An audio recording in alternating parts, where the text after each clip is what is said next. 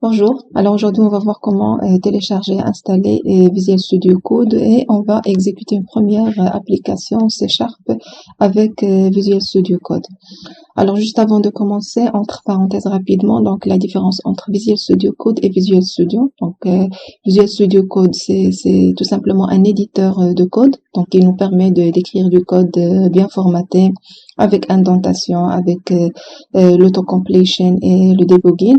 Alors que le Visual Studio, c'est un IDE, c'est-à-dire c'est un environnement de développement intégré qui en plus d'un éditeur de code, il supporte plusieurs fonctionnalités comme le contrôle de la source, la réalisation des tests, l'analyse du code, le déploiement, ainsi de suite. D'accord? Donc c'est ça la différence rapidement entre les deux. Alors, si vous êtes intéressé par Visual Studio, je vous laisse en description une vidéo qui vous montre comment le télécharger et l'installer. Là, aujourd'hui, on va voir, comme j'ai dit, l'installation de Visual Studio Code. Très bien, donc là on commence. Tout d'abord, il faut installer donc le .NET SDK. Donc sur le site .NET-Microsoft.com, donc on va aller sur l'onglet Downloads et on installe le .NET 7.0.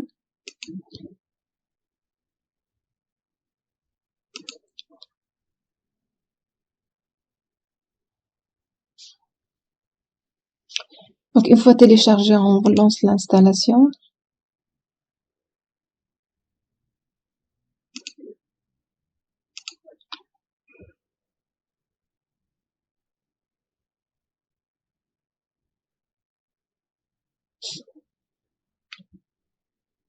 Et voilà. Alors maintenant, on va installer le VS Code.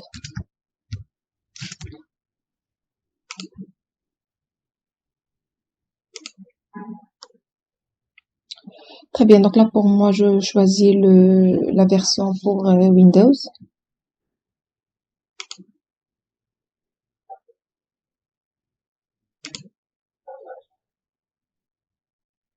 Alors une fois c'est téléchargé, je lance l'installation de Visual Studio Code.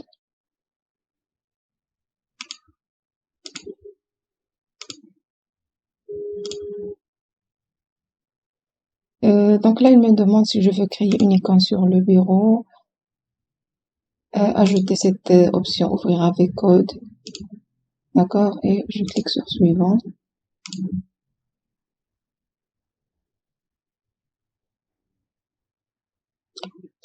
Et voilà.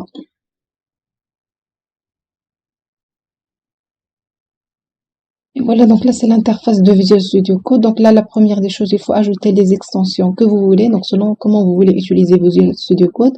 Donc pour moi, je vais ajouter l'extension qui concerne C#. Ici, on va chercher C#. Voilà, donc là, il me donne cette extension-là, je l'ajoute.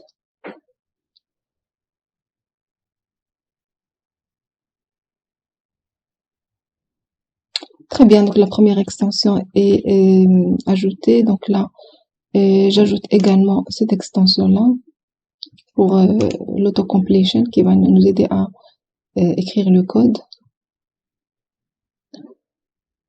Alors ensuite, l'extension C# Extension. Il y a également une autre extension importante, c'est Material Icon. Là pour tout ce qui est icône de projet. Et voilà, donc là j'ai installé toutes les extensions dont j'ai besoin. Donc là on va passer pour créer un premier projet console. Très bien, donc là après l'installation je lance Visual Studio Code. Voilà, donc là il faut aller dans l'explorateur pour ouvrir un dossier. Alors sinon moi je suis dans ce dossier là, donc là je vais ajouter un nouveau terminal. Voilà, donc là je suis dans cet emplacement des projets. Alors on va taper la commande .NET New pour voir ce qu'on peut faire comme nouveau projet. Voilà, donc là, j'ai différents types de projets que je peux créer avec Visual Studio Code, donc selon bien sûr les extensions que j'ai installées. Alors moi, je choisis un projet console, donc je vais ajouter un nouveau projet console, donc .NET New Console. Et voilà, donc là, si vous remarquez, voilà, dans le dossier projet, il m'a ajouté un nouveau projet console. Donc là, c'est le programme, bien la classe programme.cs qui contient une seule ligne de commande Hello World. Alors là, je peux exécuter ça. Donc là, pour le faire, on va faire .NET Run.